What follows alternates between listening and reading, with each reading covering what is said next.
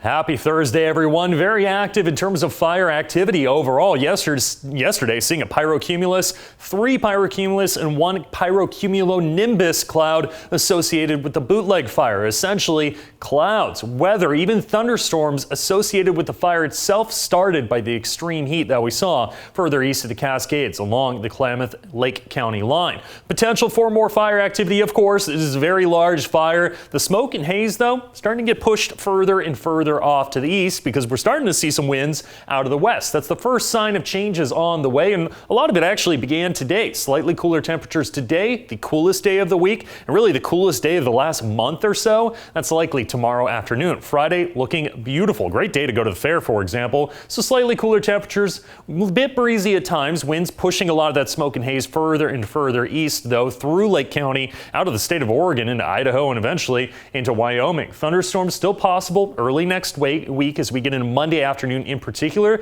The potential right now is fairly low, and hopefully we can stay away from that, but that does introduce some moisture to the atmosphere, and that might just keep fire activity at a minimum. If we can see that and no lightning strikes, then it'll be good in terms of fire activity overall. You can tell fires are a major topic when it comes to weather and news in general. Warmer than average as we get into the next week. Temperatures still not quite the triple digits that we saw over the last couple of weeks. As we look at the coast tonight, partly cloudy, bit breezy at times, some clouds to start, then sunny by the afternoon. Another typical day on the coast, warmer for North Bend. For the West Valleys, a nice day tomorrow. I'm looking at 89 degrees for the first time in a long time for the Medford area, likely breaking the streak of 25 to 26 straight days of 95 degrees or more. Still hazy though, but just not quite to the extent that we've seen over the last few days due to the Jack fire and the bootleg fire. And we will be dealing with that still east of the Cascades.